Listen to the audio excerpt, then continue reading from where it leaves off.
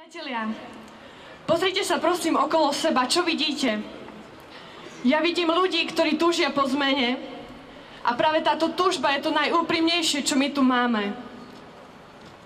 Vnímam túto revolúciu ako evolúciu sveta, ako niečo nevyhnutné, ktoré prišlo po neúspešných pokusoch, ktoré sme žili doteraz. Veľa z nás to možno nevie predstaviť a veľa z nás áno. Rada by som vám opísala svet, ako ho vidím dnes, a verím, že aj ľudia, ktorí si zmenu nevedia predstaviť, uvidia, že to takto jednoducho ďalej nejde. Žijeme vo svete, kde funguje novodobé otroctvo obrovských korporácií, ktoré majú pár vlastníkov. Žijeme vo svete, kde vedci v laboratóriu vyvíjajú vírusy a púšťajú ich medzi ľudí, priatelia.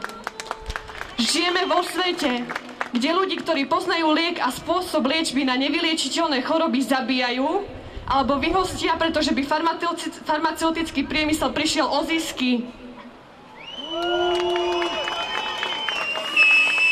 Predávajú nám vakcíny, ktoré ničia naše zdravie. Aj v jedle je veľa chemikálií a škodlivín, ktoré nám postupne zabíjajú život. Existuje firma, ktorá vlastní 90% svetových zásob semien rastlín, ktoré sú umelo a geneticky ovplyvňované tak, ako im to vyhovuje. Žijeme vo svete, kde nám naše vlády sypú na hlavu chemikálie z lietadiel a pomaly nás zabíjajú všetkých, priatelia. Žijeme vo svete, kde naši politici predali našu krajinu. Naše peniaze visia na politických billboardoch, ktoré tu všetci okolo vidíme. Kupujú si za ne luxusné veci. Pýtajú si stále viac a ja sa pýtam, dokedy to ešte budeme trpieť. Máme aj riešenie. Podľa mňa je to veľmi jednoduché. Jednoducho tí ľudia prestanú kradnúť, budeme mať veľa peňazí pre seniorov, aby mohli dôstojne žiť. Budeme mať peniaze pre mamičky na materskej dovolenke, ktoré musia pracovať, ťažko pracovať, aby sa nejakým spôsobom uživili. Zapamätajte si, naši politici sú naši zamestnanci a nie naši vodcovia.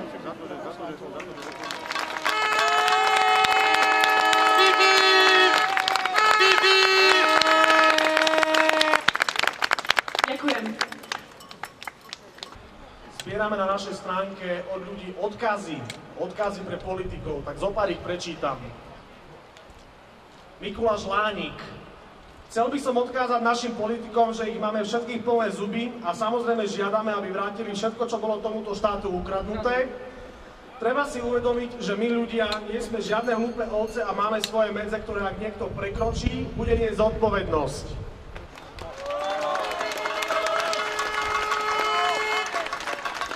Peter Schwarz.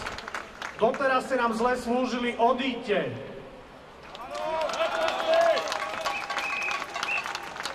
Odkaz pre politikov od Alice Temovej. Nemáte žiadne svedomie? Miška Hudáková. Stop chudobe a napomáhaniu ľuďom, ktorí to zneužívajú. Gorily za mreže a občanom právo demokracie.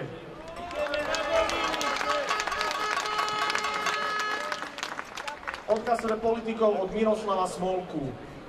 Všetko vám platíme z našich daní. Vaše kráľovské platy, nezaslúžené odmeny aj nezmyselné odstupné, vaše bavoráky, vašu ochránku, centrály vašich strán a predvolebné kampane, vaše médiá, ktorými nás ohlupujete a nazývate ich verejnoprávnymi, miliardové výpalné zahraničným bankám len preto, aby ste zažili svoju chvíľku rektálnej slavy na kádrových poradách v Bruseli. Prečo nás teda musíte okrádať? Na čo vám to je?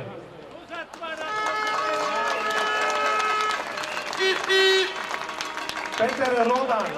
Milí páni poslanci, posledné dni ma na 100% presvedčili o tom, čo sme všetci cítili, čo bolo vidieť v každých správach, vo vašich hlasovaniach, postojoch a vyjadreniach.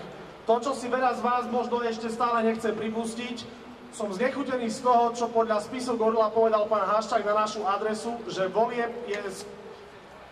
voliť je skutočne iba vulgárne slovo. Som znechutený, urazený a volám po zmene. Ďalší odkaz pre médiá tu máme. Milí novinári, spamätajte sa, uvedomte si, komu slúžite. Máte tu byť pre verejnosť a nie pre 1%.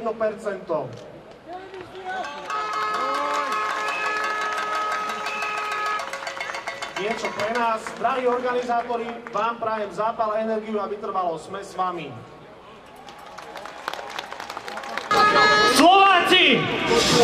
Viete naozaj, čo chcete? Chcete, aby zákon platil pre všetkých? Chcete, aby tento štát fungoval pre nás a nie pre vyvolenú skupinu ľudí?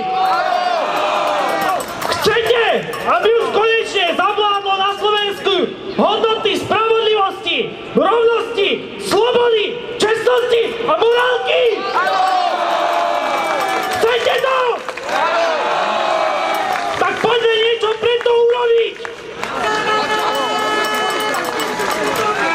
Už máme dosť toho, ako nám politici svorne tvrdia, že to zmenia. Ako nám všetci chcú len to dobré, priam to najlepšie. Z predvolebných sľubov mám pocit, že si takých dobrých, čestných a spravodlivých politikov ani nezaslúžime. Áno!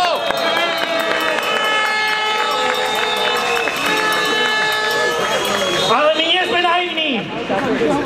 Títo politici, ktorí sa dnes uchádzajú o našu dôveru, sú len výplodom nášho nefungujúceho systému, kde váha peňazí stojí nad ľudskými hodnotami a nad zákonom.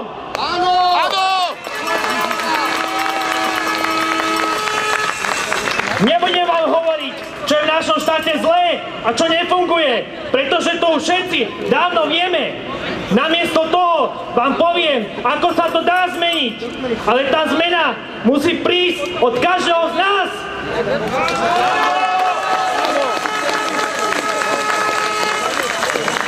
Jediný, kto môže v tomto štáte urobiť poriadok, je sám občan. Občan, ktorý prejaví svoj záujem o veci verejné.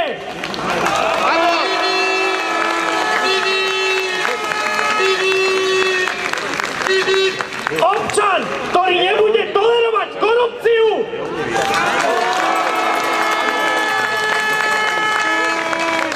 Občan, ktorý príde na protest a na vás zakričí, ako veľmi mu záleží na budúcnosti svojich deťov, svojej rodiny a svojej